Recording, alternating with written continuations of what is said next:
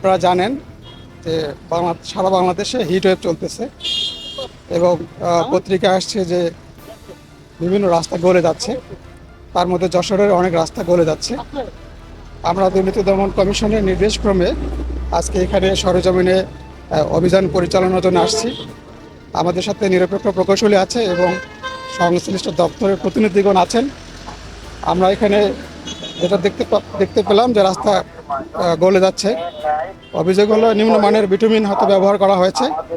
আমরা আরও কয়েকটা পয়েন্ট পরিদর্শন করব, এরপর আমরা তথ্যপত্র বিশ্লেষণ করে আমরা দুর্নীতি দমন কমিশনে পরবর্তী প্রয়োজনীয় আইনগত ব্যবস্থা গ্রহণের জন্য আমরা প্রতিবেদন দাখিল করব।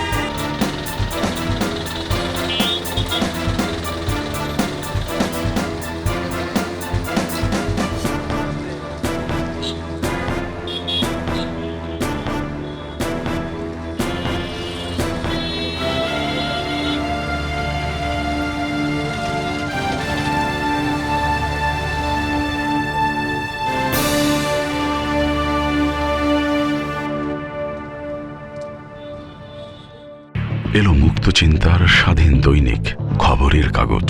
এখন খবর হবে নিখাত, নির্ভীক, নিরপেক্ষ।